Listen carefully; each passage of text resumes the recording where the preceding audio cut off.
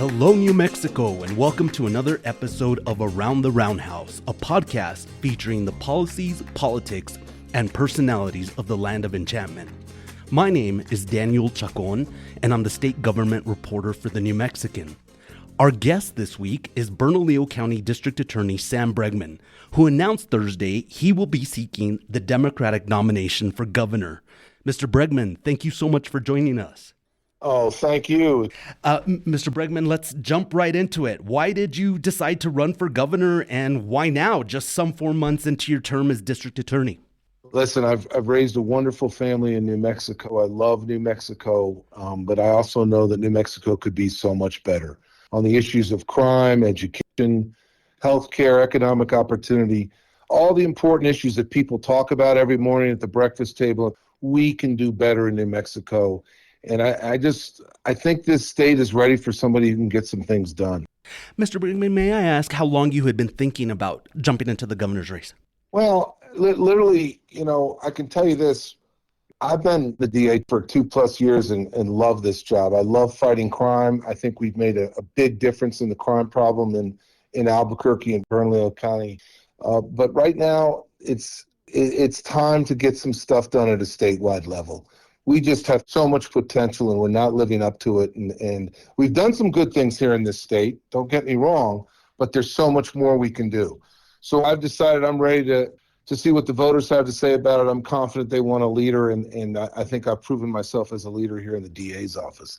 Mr. Bregman, running a gubernatorial campaign and serving as district attorney in the most populous county of the state seem like two very full-time jobs, one of which has a tangible impact on crime in the Albuquerque area. How are you going to balance the two? I'm going to balance it by continuing to work my tail off, and I think it's really important that people understand that I'm the DA 24/7. I mean, I've got a computer and an iPhone, and I'm in touch every single day with the wonderful people that work here at the DA's office. We've really built a great team here. We're going to continue to do things, and I know what my job is. My job is to fight crime. That's what I'm going to continue to do. At the same time, I'm going to give the opportunity for the people of New Mexico to learn a little bit more about me, about what I stand for, and about the issues that are important to the state. And try and move this state forward. Well, on that point, tell us about yourself. I mean, who is Sam Bregman? How long have you lived in New Mexico? Just tell us a little bit about yourself. I'm proud to call New Mexico my home for 44 years. I'm married to an amazing wife for 35 years. I've raised 3 incredible children here, and we now have 2 beautiful grandchildren. I've been a Democrat my entire life. I come from a family of Democrats. I was raised to believe that the Democratic Party is someone who stands up for working people, fighting for better wages and safer neighborhoods and strong public schools, quality health care, and responsibly protecting our land and water. And Democrats have always been the ones that have fought for the people, and Democrats have been the ones in the past who got things done. But unfortunately, our party has been divided lately, and now we have the result of Donald Trump. And so I want to bring our party back together again. I want inclusive, not exclusive. And so, I have a great respect for people in public service. I want to continue to lead. I've been afforded a wonderful, amazing life here in New Mexico, but but my job's not finished. My job, I believe, is to continue to help the people of New Mexico, and that's why I'm running for governor. Mr. Bregman, in addition to being a prosecutor, you've also served as a defense attorney and have represented, among other clients, a paving contractor here in Santa Fe who was convicted of bribery and fraud, and an Albuquerque police officer charged in the shooting of a homeless man. Do you think voters will hold your defense work against you when you're pursuing, kind of a tough on crime platform? Well, I hope not. I can tell you that the way our justice system works is to have people on both sides of it. And I've been doing my job, standing up for victims of crime, standing up for working men and women, standing up for basically the rule of law my entire life. And that is something I pride myself on. And nobody could, I don't think, can credibly challenge my fighting crime. We've convicted over 300 people of murder since I've been DA.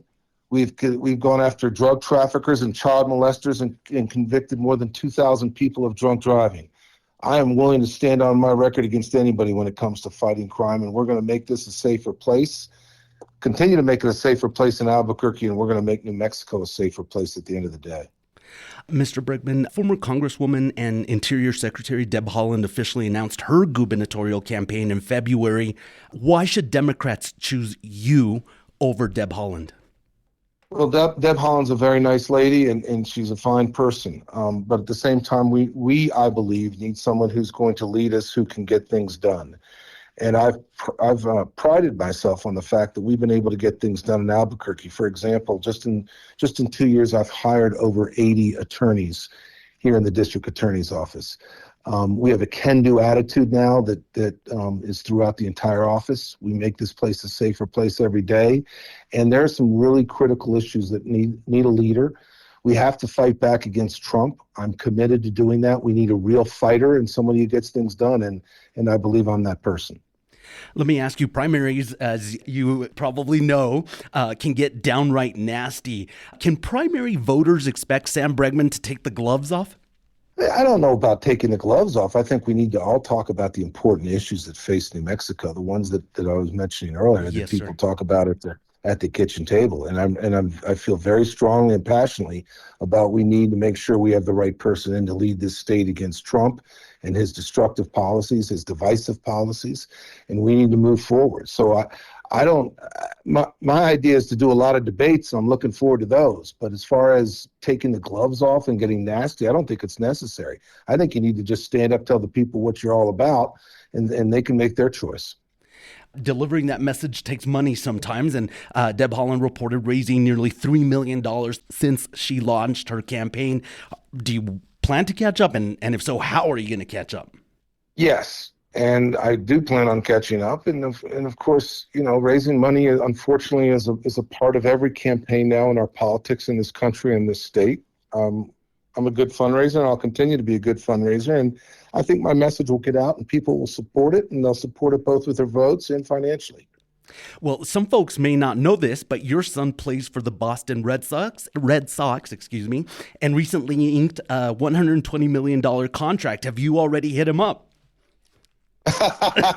That's a funny question. No, I'm trying to leave Alex out of politics and let him just go be a great baseball player.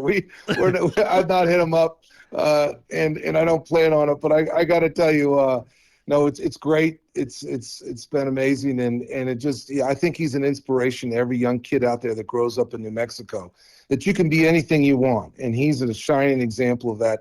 He had a passion for baseball at a very young age. He's been obsessed with the game, and he's lived it every single day of his life. And it's obviously paying off, not just on the field, but off the field as well, because he's such a good person and gives back to the community so much. Right on. Well, congratulations to you and your wife for raising, such an inspirational young man. Mr. Bregman, switching back to the campaign, what's your path to victory?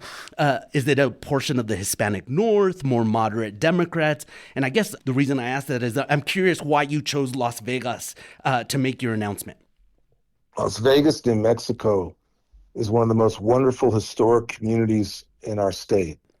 It was an honor to announce up there, and it's a very, very important part. It's the heart and soul in many ways of the Democratic Party of New Mexico. From a very young age, when I was out here in my teens, I remember visiting Las Vegas. It's a beautiful place, and I love the people there as I do in the whole state.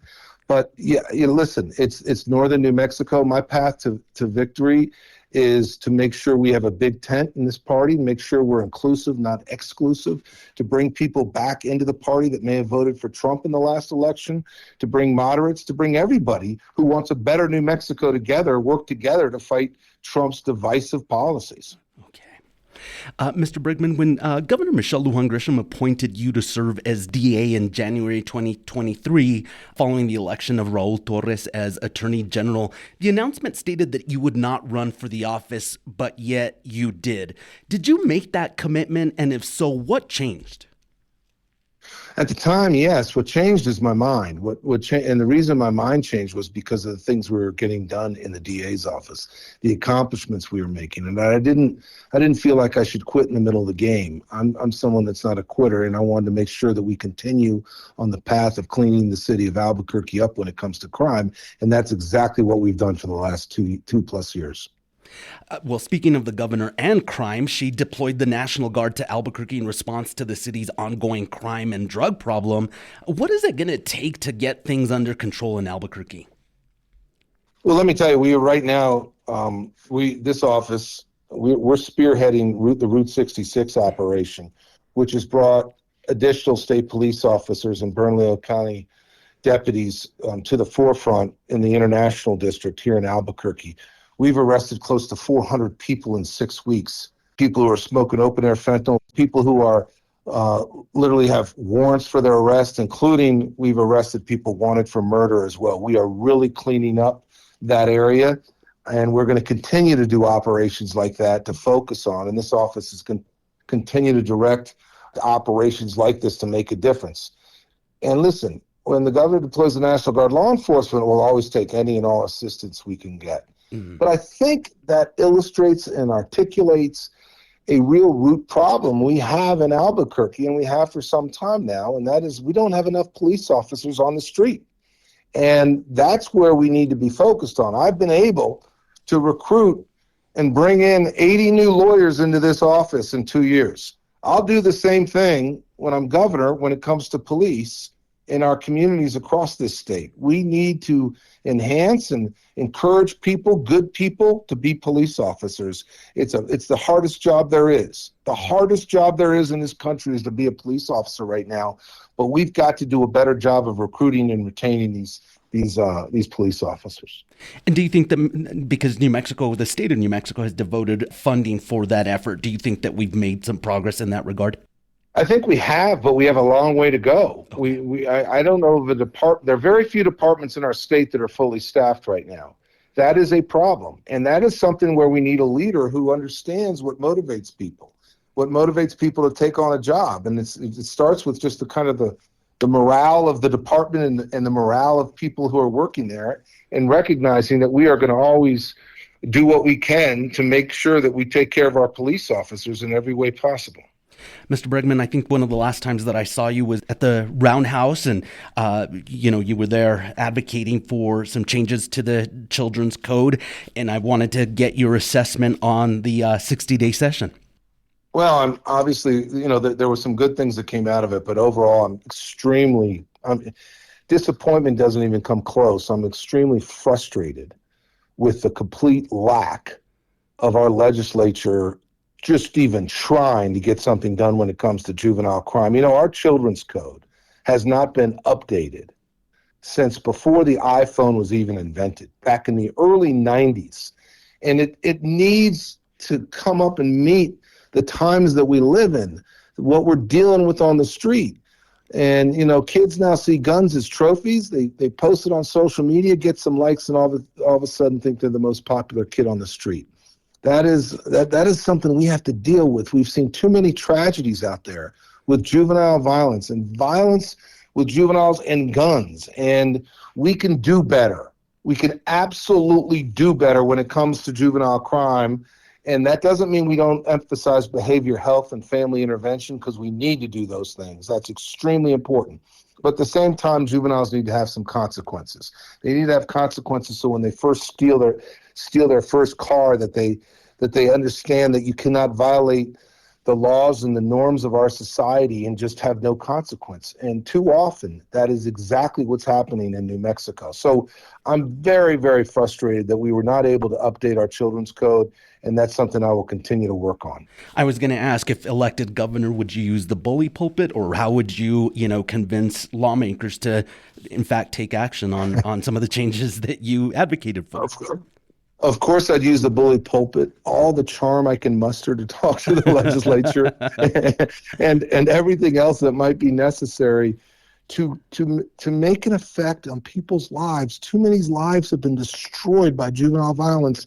When we don't give them consequences until they've done something horrific, like end up murdering somebody, then we haven't done any service to the victims of that crime. nor have we done any service to the kid who was involved because they never learned anything early on when they first entered the criminal justice system.